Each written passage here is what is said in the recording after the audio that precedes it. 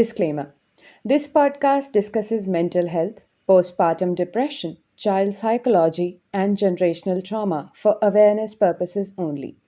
It is not medical or therapeutic advice. Please consult a qualified professional for any personal concerns. If you are in crisis or need immediate help, contact your local emergency services or mental health helpline. तो जैसा कि मैंने आप सभी से वादा किया था कि अगली बार अगले एपिसोड में एक मनोवैज्ञानिक को अपने साथ लेके आऊँगी एंड बगल में छोरा शहर में ढिंडोरा। तो मेरी मॉम काफ़ी प्रोफेशनल क्लिनिकल साइकोलॉजिस्ट हैं। कई वर्षों का इन्हें एक्सपीरियंस है और कई स्पेशल चिल्ड्रन के साथ काम कर चुकी हैं। खुद का एक एनजीओ है जिसमें कभी कभी मुझे भी पार्ट बना लेती हैं।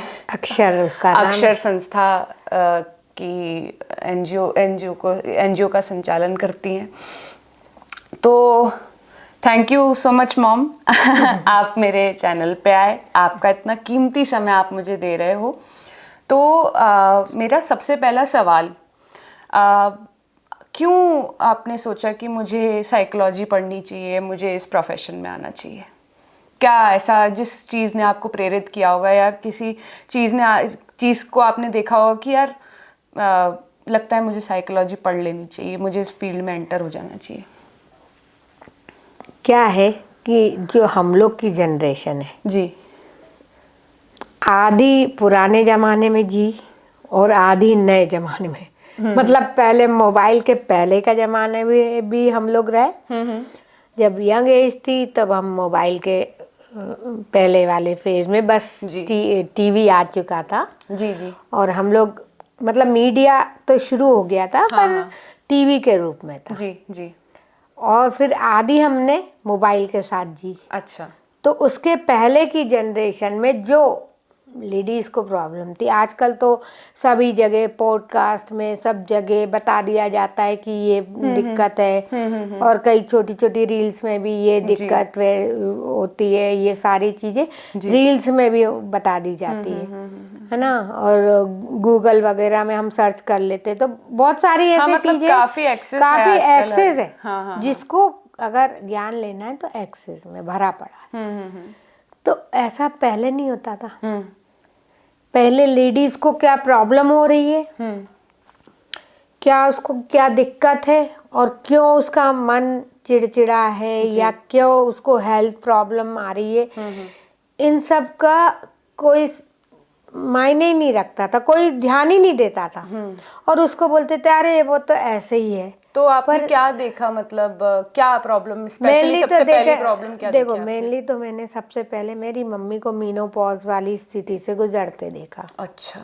है ना, ब्लीडिंग है, एक्सेस में ब्लीडिंग है। फिर उनको मतलब बहुत सारी चीज़ें होती थी, मतलब मानसिक तनाव भी बनता होगा, बहुत तनाव बनता है। और फिर उसके बाद है ना प्रॉपर एजुकेशन नहीं होने की वजह से भाई डॉक्टर के यहाँ डीएनसी ऐसे बहुत सारे फेजेस से गुजरना पड़ता है। आजकल तो हम लोग बहुत सारी चीज़ें एक दूसरे को शेयर भी कर देते हैं। भाई पॉडकास्ट में भी कई लोग बोल रहे हैं कि भाई ऐसा होता है, डॉक्टर्स खुद आके बता रहे हैं कि ऐसा होता है, पर उन लोग को क्या था, इतना एक्सपोजर नहीं था ना। अच्छा। तो ऐसे में मतलब क्या आपकी माता जी ने कभी आपके साथ ऐसा शेयर किया हो कि मुझे मतलब, या कुछ उनमें आपने देखा हो कि कुछ बोलती हो वो आपसे कभी, या आपकी बड़ी बहनों से कभी, बच्चों से अपने बोलती हो कि मुझे ये समस्या हो रही है या देखो कुछ? जब क्या होता था पुराने ज़माने में बच्चे भी बहुत होते थे। जब हम लोग पैदा हुए तो हम उनके सामने बहुत छोटे थे। जब वो मेनोपॉज वाली फेज से बस हमने तकलीफ देखी थी उनकी। जी।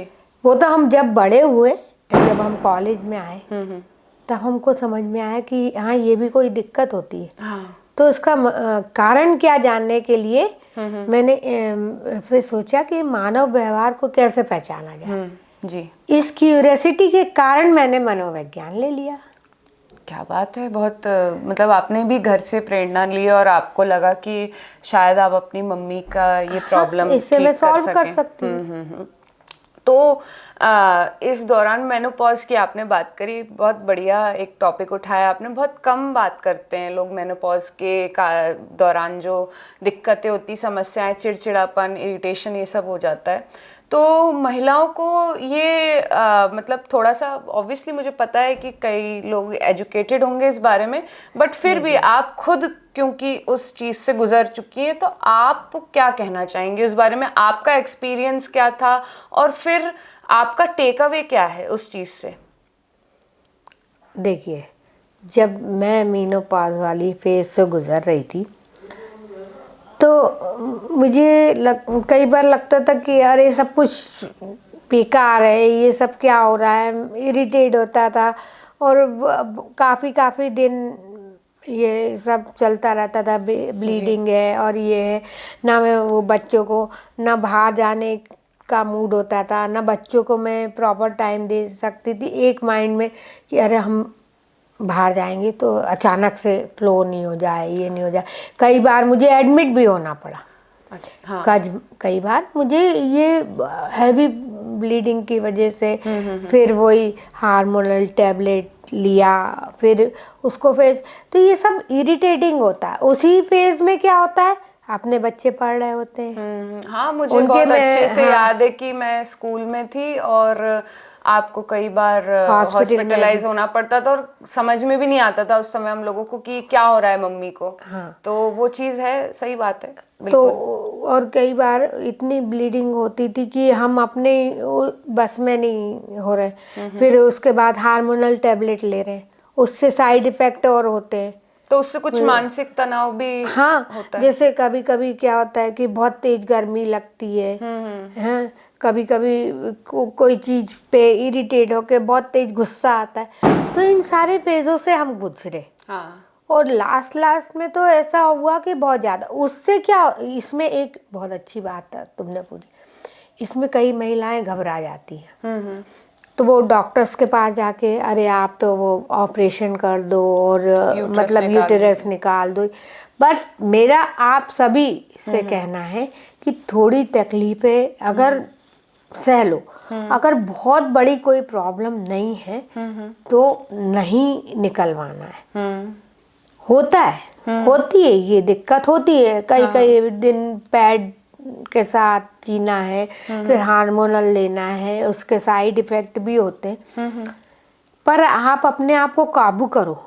मैंने योगा भी किया, मैंने अपने को आपको ठीक करने के लिए मेडिटेशन किया, योगा किया, और भी चीज़ें जैसे रसाहार, रस कई चीज़ों के होते थे। हाँ, मतलब आयुर्वेदिक लिक्विड, जूस वगैरह। हाँ, जूस वगैरह वो मैंने लिए।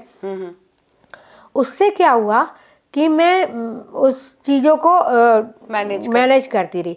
फिर कई मेरे को सहयोगी डॉक्टर भी मिली, उन्होंने मुझे बहुत अच्छे से समझाया। किसी एक डॉक्टर का आप अगर नाम लेना चाहें? एक तो आपकी वो फ्रेंड थी शिवानी, हाँ। उसकी मदर थी। हाँ। तो वो भी गायनेकोलॉजिस्ट थी, और उन्होंने खुद मुझे समझाया कि जब आपको ऐसी प्रॉब्लम हो तो आप महीने में 5 दिन कैल्शियम और आयरन की टैबलेट ले ही ली, या जिंक जिसमें हो वो टैबलेट ले लीजिए।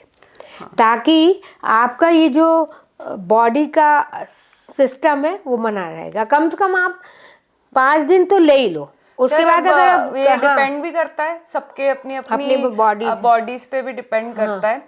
आप क्योंकि हम गायनिक इश्यूज के बारे में बात कर ही रहे हैं और उनसे जुड़े मेंटल इश्यूज की भी बात कर रहे हैं। आज के टाइम पे पीपीडी की बड़ी बात होती है। पीपीडी, आपको बता दें, पीपीडी का मतलब होता है पोस्टपार्टम डिप्रेशन। ये महिलाएं तब एक्सपीरियंस करती हैं जब बच्चे की डिलीवरी हो चुकी होती है और उसके कुछ समय बाद जब वो परेशानियों से जूझ रही होती हैं, फिजिकल प्रॉब्लम से जूझ रही होती हैं, बच्चे को फीड कराने से और लेकर हर चीज़ से, तो उसका कारक होता है पीपीडी। तो क्या जिस ज़माने में आपकी मदर थे और आपकी सिस्टर्स भी आपसे बहुत बड़ी हैं, तो उस ज़माने में जब उन्होंने बच्चे पैदा किए और उसके बाद क्या आपने उनको देखा, ऑब्जर्व किया कि इस तरह के कुछ सिम्टम्स उनको उस ज़माने में होते हैं? क्योंकि पीपीडी अब हमको पता चल गया कि इसको पीपीडी कहा जाता है, पोस्टपार्टम डिप्रेशन कहा जाता है। क्या उस ज़माने में इतनी अवेयरनेस थी, लोगों को पता था कि ये कुछ फिनोमिना होता है, कुछ चीज़ होती है? देखो, हर जमाने का फेज अलग अलग होता है ना। हर टाइम चेंजेस तो होते ही हैं, लाइफ में हो ही रहे हैं, हर बार कोई नया चेंजेस। उस टाइम इसलिए पोस्टपार्टम डिप्रेशन का सबको पता नहीं पड़ता था क्योंकि फैमिली होती थी बड़ी, और क्या होता कि था कि आपस में काम बढ़ जाता था। भाई बच्चा हुआ तो ज़्यादा फैमिली बड़ी है, तो किसी ने थोड़ा सहयोग दे दिया, किसी ने दे दिया, कोई ने बच्चे को संभाल लिया कुछ। उस टाइम में ना अतिरिक्त भार नहीं था लेडीज़ के ऊपर। उनको घर का देखना था। घर के बाद अगर कोई ज़्यादा ही स्मार्ट लेडीज़ है और वो पढ़ी लिखी और उनको जॉब करना है तो वो जॉब करने जाती थी, वो भी 100 में से 10% है ना। बाकी वो घर को संभालती थी, दूसरी लेडीज के साथ बैठना, थोड़ा एंटरटेनमेंट ऐसा होता था। अभी क्या हो गया, सिनेरियो चेंज हो गया।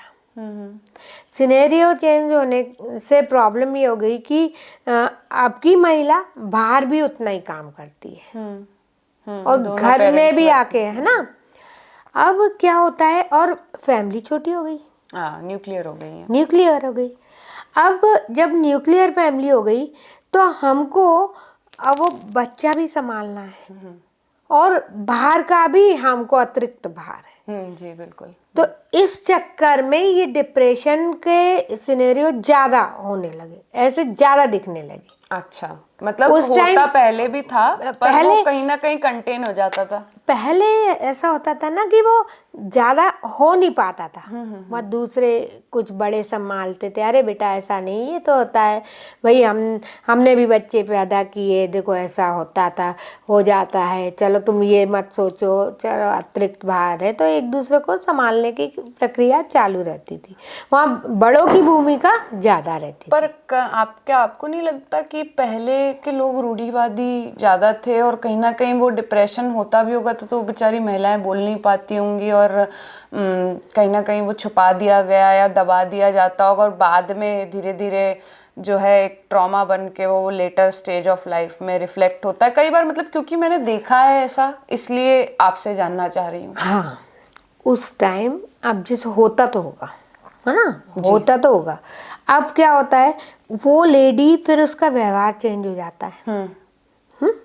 वो डिप्रेशन हुआ, उससे उभर नहीं पाई, तो उसके व्यवहार में एग्रेशन रहेगा, है, वो हर किसी को अच्छे से मतलब बिहेव नहीं करेगी, है, उसको इरिटेशन रहेगा, तो वो रूडली बिहेव करेगी सामने वाले से। और फिर जब उसकी जो मतलब वो तो ठीक है उसने भुगत लिया जो करे, फिर उसकी जो बहू आएगी, मतलब उसके नीचे जो जनरेशन, तो वो उससे बदला लेने वाला उसका एक रिवेंजफुल एटीट्यूड हो जाता है। ये मेनली कारण होता था। अच्छा, मतलब बट सबके लिए हम ये स्टेटमेंट जस्टिफाई नहीं कर सकते। ओके।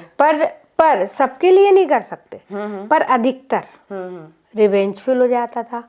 और फिर उसके बाद उस टाइम का सिनेरियो ना, मैं आपको बार बार यही कह रही हूँ कि उस टाइम लेडीज को बाहर का अतिरिक्त भार नहीं था, तो वो जो घर में होता था तो लोग संभालने वाले भी बहुत होते थे। और पहले के बुजुर्ग लोग बहुत समझदार होते थे। कुछ एक घरों में, अब देखो सब जगह होता है जी, सब जगह अच्छा है तो बुरा भी है ना। कुछ एक घरों में नहीं पहचान समझ में आता था तो वो किसी आत्महत्या या ऐसी चीजों में परिवर्तित हो जाता था। अब जैसे स्टडी बढ़ी तो और जैसे मीडिया का प्रभाव ज़्यादा बढ़ा तो हमको ये सब चीज़ें भी समझ में आने लगी।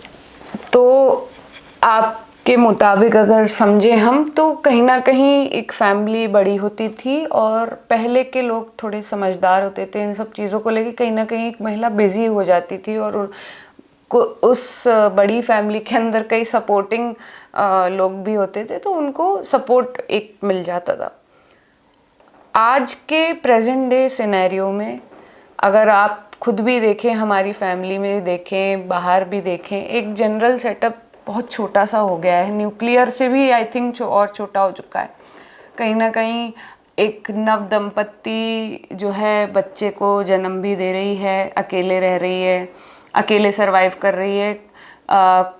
कई कुछ कारणों से इन लॉज का सपोर्ट नहीं मिल पाता क्योंकि भाई दूसरे शहर में जाना पड़ रहा है, जॉब करनी पड़ रही है, अपनी जीविका, अपना करियर बनाना है, तो इन लॉज का भी सपोर्ट जो है नहीं मिल पा रहा है क्योंकि कहीं ना कहीं इन लॉज भी अपने होमलैंड में रह रहे हैं तो वो उनका भी एक चॉइस है कि भाई हमको भी वहीं रहना है। उनका चॉइस, बच्चों का चॉइस ये है कि भाई शादी करके हमको वहाँ सेटल होना है।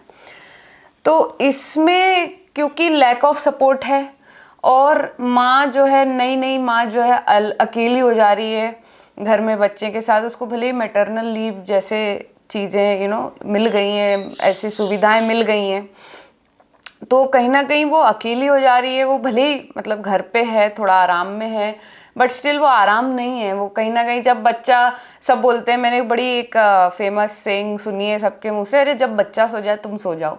तो बच्चा सो जाए तुम सो जाओ नहीं हो पाता है क्योंकि उस टाइम माँ को लगता है चलो ये सो गया है तो मैं घर के कुछ 4-5 काम है वो निपटा लूँ, है ना। नेचुरली वो उसके सारी चीजें उसको उसके केयर करना है। तो सब चीजें, अब बच्चा तो बच्चा है ना। हाँ। जैसे अपन पेट होता है, पेट को तो सब कुछ अपने को ध्यान रखना पड़ता है। जब हम पालतू कोई पालते हैं पेट, तो उसका जैसा ख्याल था वैसे ही बच्चा है। हाँ, अब उसकी अब सब चीज, पैंटी, खाना, ये तो अगर हम प्रिपरेशन तैयार करके नहीं रखेंगे तो आगे या पीछे अपने को ही करना है ना। हाँ, तो वही उस सब चीज़ों में हो जाती है और कहीं ना कहीं वो अकेले करती रहती तो मेंटली एग्जॉस्ट हो जाती है, फिजिकली एग्जॉस्ट हो जाती है। फिर क्योंकि फादर प्रोवाइडर है घर का तो वो भी बाहर जा रहे हैं 8 घंटे की, 10 घंटे की, और क्योंकि आजकल का कॉर्पोरेट वर्क कल्चर इतना टॉक्सिक हो चला है कि बिल्कुल जीरो अंडरस्टैंडिंग है। रोबोट समझ लिया है आपको कि रोबोट की तरह काम करे, किसी की प्रॉब्लम नहीं समझ में नहीं कुछ, बस एकदम बहुत ही सेल्फिश टाइप के लोग जो है कॉर्पोरेट वर्क कल्चर को जो है टॉक्सिक बनाते जा रहे हैं। तो उस कारण मैं यहाँ पर आपको बता रही हूँ, जैसे मैंने एचआर भी किया। जी हाँ। साइकोलॉजी के बाद मैंने एचआर भी किया। उस टाइम किया जब एचआर का मायने बहुत, मतलब एचआर बहुत ही न्यू इंट्रोड्यूस्ड सब्जेक्ट था। हाँ, तभी इंट्रोड्यूस हुआ था और उसी वक्त मैंने करा था। जी। तो उसमें हमको हेल्दी एनवायरनमेंट में काम करवाने के लिए एचआर का होता था। बहुत बड़ी बात, मतलब मैं ये सुन रही हूँ आज के ज़माने में हेल्दी एनवायरनमेंट तो मतलब एक्सटिंक्ट हो चुका है मतलब दिखाने मात्र है ये। तो एचआर का ये होता था, मतलब एचआर का मतलब आपको बताऊं, एचआर का मतलब होता था कॉर्पोरेट वर्ल्ड में कि भाई एम्प्लॉयज को कोई समस्या है उसको सुलझाया जाए और उस समस्या को सुलझा के उसको ऐसा एनवायरनमेंट ताकि उसकी स्किल अच्छे से सबके सामने मतलब अच्छे से अच्छा परफॉर्म करे, परफॉर्मेंस उसकी स्किल उभर के आए। और वो अभी क्या हो रहा है कि बर्डन पे बर्डन दिया जा रहा है और अभी क्या हो गया है, ट्रैफिक सब जगह, आने का जाने का, उसके बाद वो वहाँ से जद्दोजहद करके आता है, फिर ऑफिस में फिर उतना ही जद्दोजहद करके जाता है, फिर रास्ते, मतलब एक्सेस में बर्डन है। हाँ, मतलब वो एम्प्लॉय को एनवायरनमेंट वैसा नहीं है। और वो फिर क्या होता है कि ऊपर से वो प्रेशराइज करते हैं, इतना ज़्यादा प्रेशराइज करते हैं कि उसको भी मेंटली प्रेशर ज़्यादा हो जाता है। जी बिल्कुल। और फिर न्यूक्लियर फैमिली है, यहाँ ऐसा तो नहीं है कोई बड़ा आके हाथ रख देगा आपके ऊपर कि आपको समझा देगा। भाई बड़ी फैमिली में कुछ एक फायदे भी थे कि जब सामने वाला कोई डिप्रेशन में या प्रॉब्लम में तो उससे बड़ा उसको समझा देता था। हाँ, तो ये अब यहाँ पर कोई गाइडेंस ही नहीं, गाइडेंस नहीं, और वो मजबूरी भी है कहीं ना कहीं।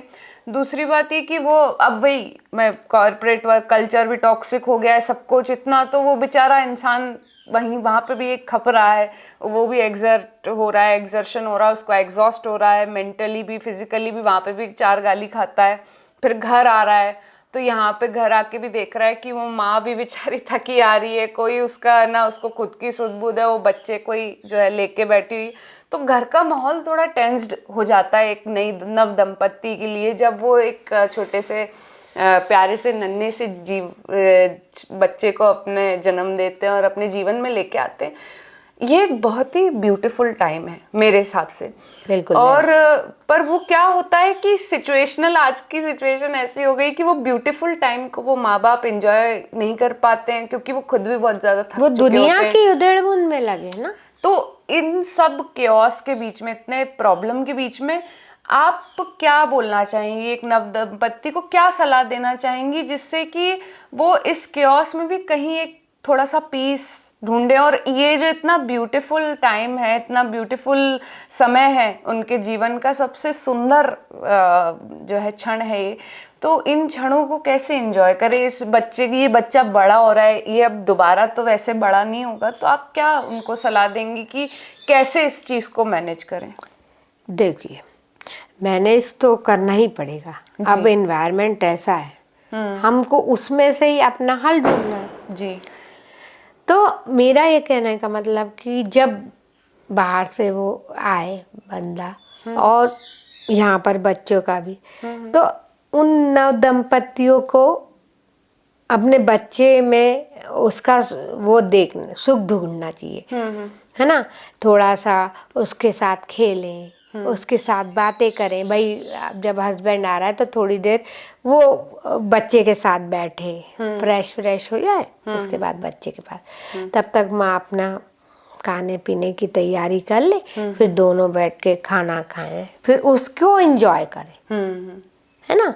उसको एंजॉय करना ही है, क्योंकि ये प्रॉब्लम है वो तो वो फेस कर ही रहे। कोई ऐसी प्रैक्टिसेस या इस तरह का कुछ ऐसी एक्टिविटी जिससे मन थोड़ा सा उनका शांत हो, जो एग्जर्शन है वो घर के में आने के बाद कुछ ऐसी एक्टिविटी कर लें वो, जिससे जैसे कि छोटा बच्चा है ना, उसको अपने अच्छे से तैयार वैयार किया, चलो थोड़ी देर इसको घुमा लाएं, दोनों साथ जाएं, थोड़ा कभी उसकी चीज़ों के साथ देखें, उनकी चीज़ों को संभालें, दोनों मिलके थोड़ा थोड़ा काम करें। कभी उसको वो दूध बनाना है, कभी उसको रखना है, तो ऐसे दोनों मिलके चलेंगे ना तो थोड़ा सा माइंड भी प्रफुल्लित होगा। जी। ये ऐसा नहीं है कि वो लड़की अगर बेबी को जन्म दिया तो वही उसकी देखभाल कर, नहीं, सही बात है ना। दोनों पेरेंट्स हैं, दोनों पेरेंट हैं। और जब वो घर आए तो अपने ऑफिस के माहौल को थोड़ा सा दूर रख के वो अपने बच्चे को एंजॉय करे। जी जी, बिल्कुल। हाँ, तो उस बच्चे के साथ रहे। हाँ हाँ हाँ। और उसमें एक देखे कि अरे यार 1 साल ही तो है, हम इसकी ये सारी चीजें करेंगे। 1 साल बाद तो जब चलने लगा बच्चा तो सब कुछ धीरे धीरे मैनेजेबल हो जाता है।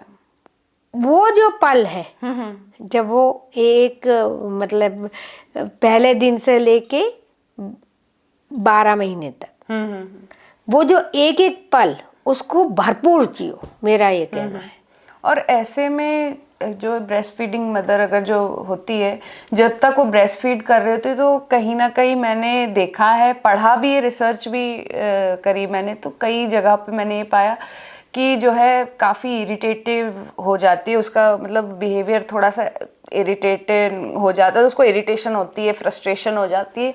तो वो जो भी कारणों से होती है, वो बच्चे को फीड करा रहे हैं, कभी वो काट ले रहा है, बाइट कर ले रहा है, या वो फीड नहीं कर रहा है प्रॉपरली, लैच नहीं कर रहा है, तो कहीं ना कहीं माँ को भी ऐसा लगता है कि अरे मैं क्या कर लूँ। तो ऐसे मदर्स के लिए आप क्या एक्टिविटी सजेस्ट करेंगे कि वो थोड़ा सा अपने माइंड को पीसफुल कर पाएं ऐसे, या उनके परिवारजन या उनके हस्बैंड को आप क्या एडवाइस देना चाहेंगे कि क्या करना चाहिए? सबसे पहले तो माँ की हेल्थ का विशेष ख्याल रखा जाए।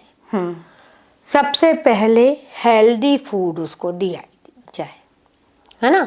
और उसको वो नहीं खाती थी प्यार से, जैसे हम छोटे बच्चे को फीड गए, भाई ये खाओ। हाँ, उनको भी हैं? तो अटेंशन हाँ, चाहिए। मतलब जैसे पोस्टपार्टम डिप्रेशन की बात होती है तो उसको प्यार से बोलो, ऐसा नहीं आदेश दे के नहीं तुम ये खा लो, ऐसे नहीं, यार खा लो ना यार। फिर यही तो अपने बच्चों का पोषण बनेगा ना, प्यार से उसको समझा दिया जाए, अरे खा लो यार, ये खाओगे तो फिर। और प्रफुल्लित मन से जब अपन उसको रखेंगे ना तो वो जो लेडी है जो बच्चे का केयर कर रही, तो वो भी प्रफुल्लित मन से अपने बच्चे को रखेगी। हाँ बिल्कुल। है ना। अगर दोनों ही लड़ाई करेंगे तो वो इरिटेशन भी बच्चे में बढ़ जाएगा। वो कहीं ना कहीं एक अंडरस्टैंडिंग बना के सामंजस्य समझो, अब जैसे बाहर से आ रहा हस्बैंड, वो भी थका रहा है, थोड़ी देर उसको भी रेस्ट ले लो। बिल्कुल, हाँ बिल्कुल। हैं, थोड़ी देर आप भी अपने बच्चों को, हाँ, फीड उसको। फिर वो हस्बैंड भी आके बढ़िया उससे पूछा, अरे क्या किया तुमने, क्या खाया। थोड़ा सा, कुछ ज्यादा ऐसा करने की जरूरत नहीं है कि आप बस ये पूछो आपने खाना खाया कि नहीं, मेरे सामने ये करो, नहीं, वो बच्चे को पाल रही वो ठीक है, पर वो भी बच्चे जैसी केयर चाहती है। हाँ, पैम्पर। जब बच्चा रहता है छोटा तो अपनी वाइफ को भी उतना ही पैम्पर करना चाहिए। बिल्कुल। तो ये पोस्टपार्टम डिप्रेशन वाली जो स्थिति नहीं बनेगी। तो दोस्तों, ये हमारा फर्स्ट सेगमेंट था। अब नेक्स्ट सेगमेंट की ओर बढ़ते हैं, and that is generational trauma. तो मम्मा, ये तो बात हो गई कि क्यों, कैसे आप साइकोलॉजी की फील्ड में आए, नव दंपतियों को कैसे डील करना चाहिए ऐसी सिचुएशन में, पोस्टपार्टम डिप्रेशन क्या होता है। अगर आपने मेरा देखा होगा वीडियो, लास्ट वीडियो इसके पहले, वो था जनरेशनल ट्रॉमा के ऊपर। तो जनरेशनल ट्रॉमा मैं आपको बता दूं, जनरेशनल ट्रॉमा वो चीज़ होती है कि मान लीजिए आपके पेरेंट्स ने या आपके इन लॉज ने वो चीज़ सही होती है पास्ट में जब वो यंग थे या वो बच्चे थे, एंड जब वो बड़े होते हैं, जब वे माँ बाप बनते हैं या वे इन लॉज बनते हैं, तो वो चीज़ आपके ऊपर वो सेम वही डालने लगते हैं, इंटेंशनली अनइंटेंशनली। तो इस पे हम अब चर्चा करेंगे।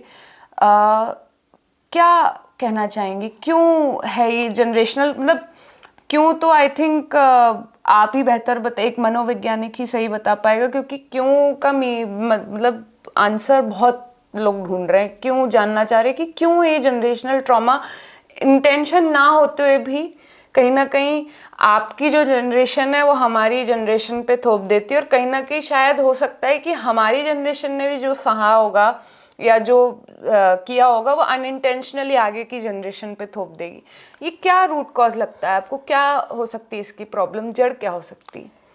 देखो क्या होता है, चाइल्डहुड जब हम बच्चे होते हैं तो कई चीज हम करना चाहते हैं। अरे छोटा बच्चे का मन है, एक मैं तुम लोग को जब पढ़ाती थी तो एक कहानी थी तुम्हारे बुक में, एक बच्चे का मन कैसा होता है कि वो देखता है, उस कहानी में ऐसा था, थोड़ा सा सारांश में बता रही हूँ, कि वो देखता है कि डॉगी है, तो वो बोलता है मैं डॉगी जैसा बनना चाहता हूँ। तो वो डॉगी जैसे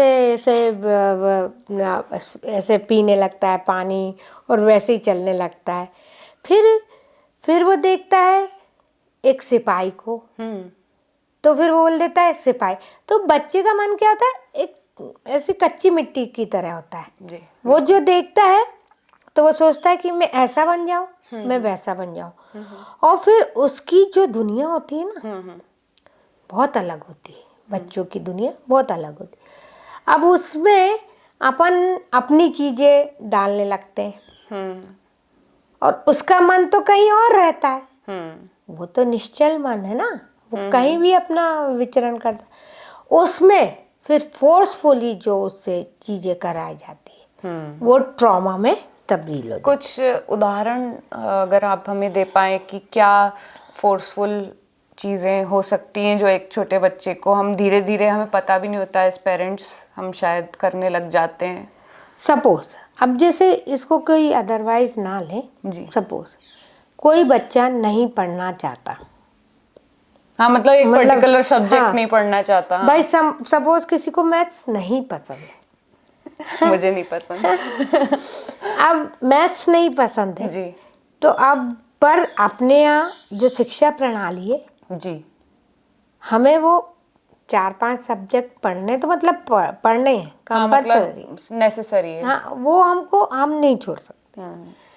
तो अब आप उसको ऐसे नहीं बोल कि तू क्यों नहीं पढ़ता, क्यों पिटाई कर दी या कि उसमें तेरे को कुछ उत्तीर्ण नहीं है तो मार रहे हैं, पीट है, रहे हैं। ऐसा उसको ऐसे नहीं, अरे ये क्या है, उसको प्यार से बोलो, अरे ये क्या है यार, ये तो तू चुटकियों में कर लेगा। मतलब उसमें से मोटिवेशनल चीजें कर दो कि वो जैसे जिस चीज से डरता है उसको रुचि से करने लगे। हाँ, मतलब तो वो उसको उसका इस डर तरह का कुछ भगा दो। मोटिवेशन दें, रेदर देन उसको बेचारे को डिमीन करें कि हाँ। अरे तू गधा है, तो कहता है, ये सब तू बोलो। पागल है, तुझे आता नहीं है। मतलब गधे बच्चे होते हैं ऐसे जिनको आता नहीं है, क्योंकि मेरे साथ नहीं हुआ ऐसा कि मुझे ऐसा बोला गया हो। हाँ, पर नहीं, मैंने देखा है माँ बाप को, तुम पढ़ो पढ़ो फोर्सफुली ऐसा, जबकि तुम मेरे बच्ची, मतलब तुम ज्यादा इंटेलिजेंट थी, मेरा बेटा भी है ना, एक भाई है जो तुम्हारा, तो उसका ये था, वो सब चीज याद कर लेता था, मतलब दिमाग में है पर लिखना नहीं है। हाँ, तो उसकी ये प्रॉब्लम थी, इंटेलिजेंट था वो भी, सब कुछ है, पर हाँ मुंह से आपको पूरी बुक समझा दे, वाइवा दे देगा बट वो लिखने लिखेगा में। नहीं। हाँ, फिर मैंने उसकी तो ये हमें अपने बच्चे की स्किल पहचानना पड़ेगी सबसे बिल्कुल पहले, बिल्कुल। हाँ, कि क्या क्या बच्चे का क्षेत्र है और वो किधर उसका ध्यान रहता जी है ना। तो वो जो बुक मैंने बताई, जो कहानी, उसमें यही था कि वो कभी पायलट बनता है, कभी प्लेन जाता है तो पायलट बनता है, कभी माली को देखता है तो मैं माली बन जाऊंगा, मैं है ना वो सिपाही बन जाऊंगा। फिर आखिरी में उसका मतलब पेरेंट्स समझाते कि बेटा अपने को लाइफ में एक अच्छा इंसान बनना चाहिए, बिल्कुल बिल्कुल। कुछ बनो नहीं बनो। पर ये अगेन वही, हम बैक टू द टॉपिक अगर आए, कहीं ना कहीं ऐसा भी होगा कि वो माँ बाप अगर ऐसे बच्चों को बोल रहे हैं कि तू गधा है, तू ये है, तो कहीं ना कहीं उनके पेरेंट्स हाँ, ने ऐसा बिल्कुल। बोला होगा, वो दिमाग में बैठ जाती है बच्चों को। तो फिर जब वो बड़ा होता है और जब वो बड़े काम करने जाता है जी, तो कहीं ना कहीं वो ट्रिगर हो जाता है, अरे मैं ये काम नहीं कर पाऊंगा। तो फिर वो सक्सेस मिल भी रही होगी तो वो सक्सेस गेन नहीं कर पाता। तो ये चाइल्डहुड ट्रॉमा होता है। हाँ, तो ये चाइल्डहुड ट्रॉमा जो है, जब वो बड़ा हो जाता है, जब उसके बच्चे हो जाते हैं, वो कहीं ना कहीं चाइल्डहुड, वही जनरेशनल ट्रॉमा वही होता है कि मतलब वो बड़ा हो गया, वही सेम चीज जो उसको पसंद नहीं थी बचपन में उसके मम्मी पापा करते थे, वो अपने बच्चों के साथ करने लग गया बेसिकली। नहीं, और फिर जब उसको फोर्सफुली बोला जाता है तो वही वो सीख ले, वो आदत में आ जाता है। फिर उसका बच्चा बड़ा होगा, फिर वो, बट इसको स्टॉप करने का तरीका ये है कि जो चीज़ हमें बचपन में ट्रिगर करती थी, हमें अपने बच्चों पर बिल्कुल भी नहीं डालनी। और बच्चों को अगर कभी नहीं पढ़ रहा है, फोर्सफुली मत बोलो। उसको रुचि बनानी है तो उसको रुचि के लिए आपको टाइम देना पड़ेगा। देखो, बिल्कुल, ये नहीं कि हम छोड़ दिया, उसकी मदद करनी हाँ, उसकी पड़ेगी। मदद करनी पड़ेगी। जी। एक वाक्य तुम्हारे साथ भी हुआ था, तुम्हें याद होगा कि तुम्हारे मार्क्स अच्छे नहीं आए थे जब तुम शायद टेंथ क्लास में थे। मैथ्स में, हाँ। तो उसको फिर मैं साथ में बैठ के पढ़ाया, पढ़ाने का तरीका समझाया, मिड टर्म्स में, है ना। फिर तुमने वो तरीका समझ के उसके लिए मैंने क्या त्याग किया, मैंने ऐसा अपने सारे काम छोड़े, तुमको बिठाया, सब चीज मैं बाद में करूंगी, पहले मैं तुमको बताऊंगी। तो तुम्हारे साथ बैठ के मोटिवेट किया, तुमने अच्छे मार्क्स गेन कर लिए। ठीक, कहीं ना कहीं आपको ऐसा नहीं लगता कि ठीक है हम जनरेशनल ट्रॉमा की बात क्योंकि कर ही रहे हैं और इसमें चाइल्डहुड की साइकोलॉजी, चाइल्ड साइकोलॉजी भी कहीं ना कहीं बीच में आती है। पेरेंट्स तो अपना कर ही रहे हैं, वो अब क्योंकि अब वर्किंग भी हो गए हैं तो कहीं ना कहीं स्कूल पे ही ज़्यादा निर्भरता है उन लोगों की, बिल्कुल बिल्कुल, है ना। तो अब जो है टीचर्स पे रिलायंस बढ़ गया है, बिल्कुल बिल्कुल, है ना। और टीचर्स का जो आजकल, अब तो बच्चे बोलने लगे हम तो उस टाइम हमारे पास ना ये माध्यम थे, ना ये इस तरह की वॉइस थी हमारे पास कि हम बोल पाए उस चीज़ को। तो कहीं ना कहीं हम लोगों ने वो फेस किया और आज के बच्चे भी आई एम श्योर कहीं ना कहीं फेस करते होंगे कि टीचर्स जो है कई बार बहुत गलत जो है शब्दावली का इस्तेमाल कर लेती हैं या कर लेते हैं, और कई बार वो बहुत ऐसी बातें कह जाते हैं कि अरे तुम तो स्टूपिड हो, तुम्हें क्या आता है, तुम ऐसा, तुम्हें कोई मतलब नहीं है। भरी क्लास के सामने जो खड़े करके जो है बच्चे को इंसल्ट कर देते हैं, उसको पूरी क्लास के सामने जो है बच्चे को बाहर भी खड़ा कर देते, क्लास से बाहर, उसका नुकसान भी हो जाता है उस एक पूरे पर्टिकुलर पीरियड का। तो इस पे आप क्या संदेश देना चाहेंगे अपनी ओर से कि भाई ये जो प्रैक्टिस है ये ठीक नहीं है। पेरेंट्स तो देखिए जितना नीडफुल कर सकते हैं वो कर रहे हैं, बट सुबह अगर 7 बजे से 2 बजे तक बच्चा स्कूल में अपने दिन के महत्वपूर्ण, सबसे महत्वपूर्ण भाग जो है वो अपना स्कूल में बिता रहा है और टीचर के साथ बिता रहा है, तो उस पे आप क्या मतलब संदेश देना चाहेंगे? देखो यहाँ पर मैं किसी के लिए पक्षपात नहीं करूँगी। एक टीचर है, लेडी तो वो भी है, बिल्कुल, एक बच्चे की माँ वो भी है जी बिल्कुल, ना। यहाँ के वो कितने बच्चों को संभाल रही है? 30 सपोज 30 to 35, कहाँ ही हमारे कहीं? स्कूल हाँ, में 30 से 35 हाँ, बच्चे हुआ करते थे। बाकी और अदर स्कूल में 70, हाँ 65 to 70 एक क्लास में। अब वहाँ पर वो हर बच्चे को तो एक सिंगल चाइल्ड जैसे डील नहीं कर पाएगी, है ना। और दूसरी बात कि वो भी इरिटेट होगी, है ना। तो वो अपना फ्रस्ट्रेशन कहीं ना कहीं निकालेगी। वो इतने बच्चों में ये नहीं कर पाएगी कि अब मैं इसको सजा नहीं दूँ या इसको दूँ, या ये ऐसा बच्चा है, या ये इसको इसका वो हो जाएगा, मतलब भावना। और सजा इसलिए भी दी जाती है, उसको पॉजिटिव लो, ताकि जब उसको शर्म आए बच्चे को, तो फिर वो अगली बार से वो गलती ना करे। और उसका असर इसलिए भी नहीं पड़ता, बच्चे बचपन में जो इस तरह की चीज़ें होती ना, थोड़ी देर में भूल जाते, फिर वही अपना खेलने कूदने में लग जाते। पर हाँ, ये असर ज़रूर हो जाता है कि वो फिर उस गलती को ना दोहराएं।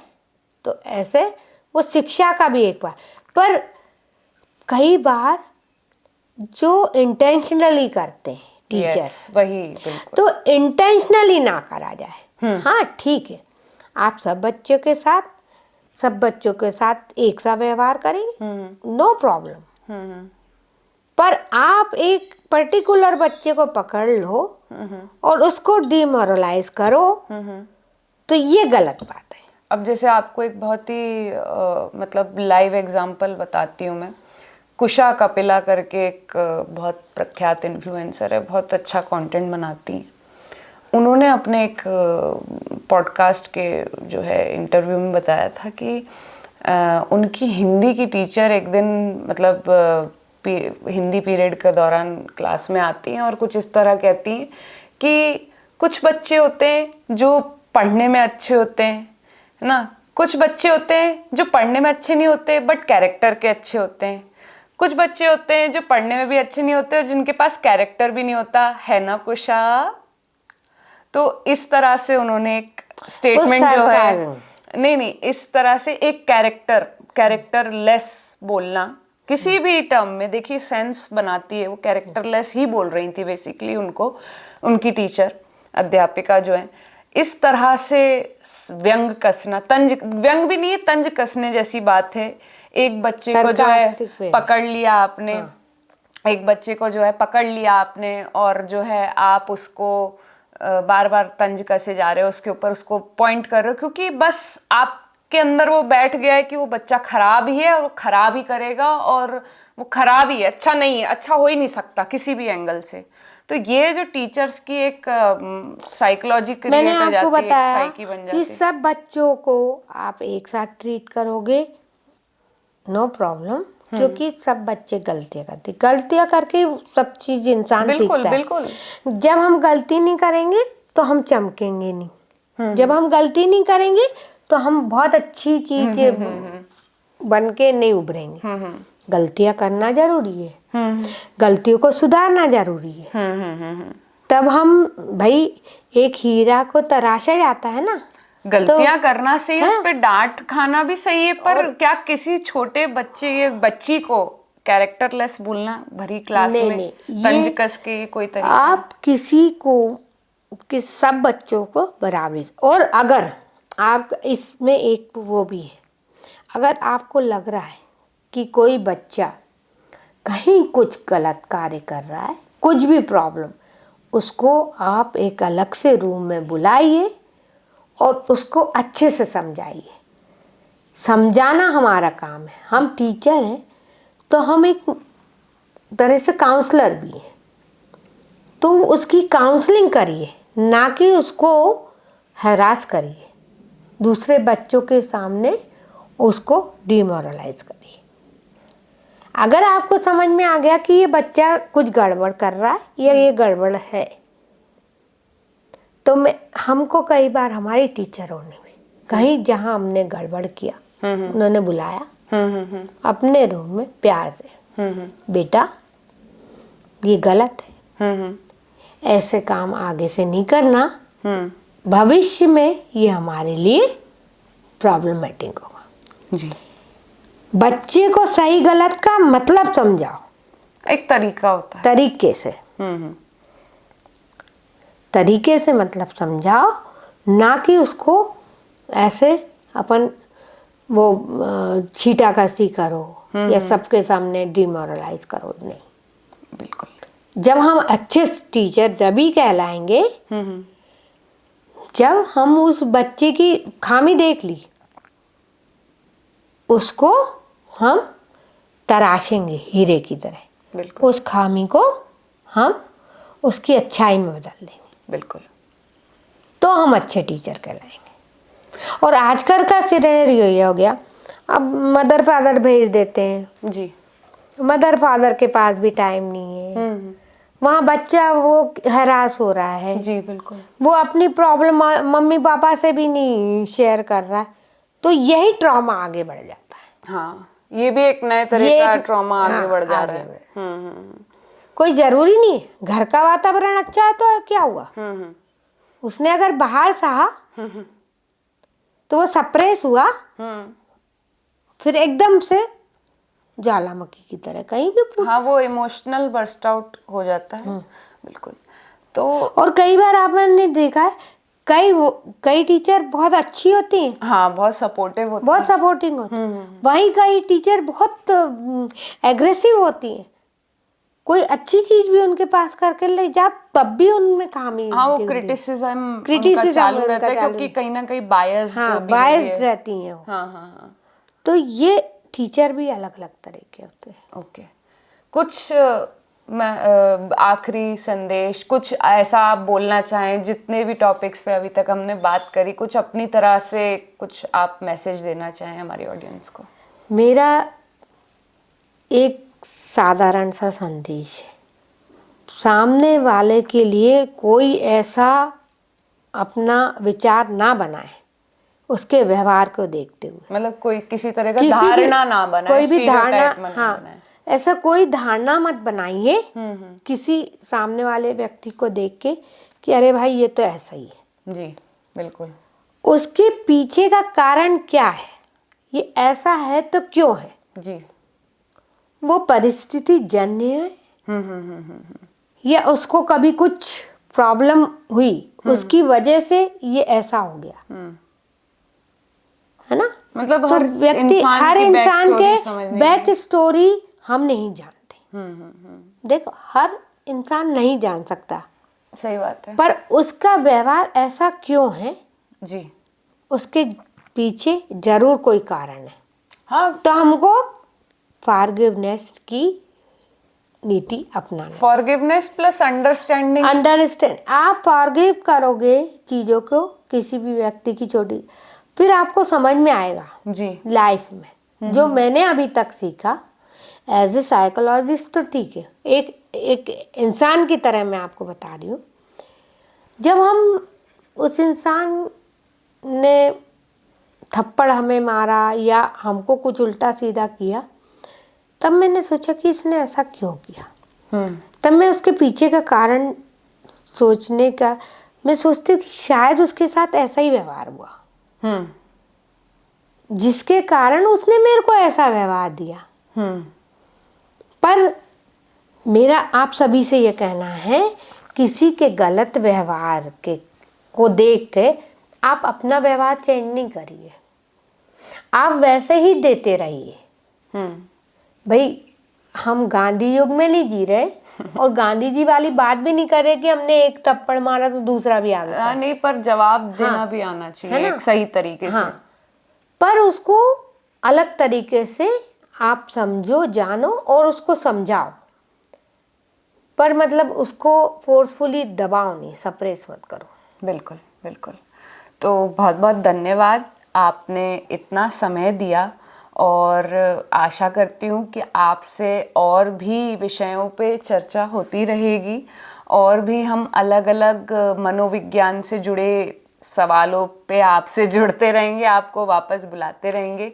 देखिए ये जो आपने ये छोटे से पॉडकास्ट में बहुत सारी चीज़ें पूछी, जी ये बहुत बड़ा बड़ा समय होना चाहिए जब हम इन पे बहुत बड़ी बड़ी बातें कर सकते हैं।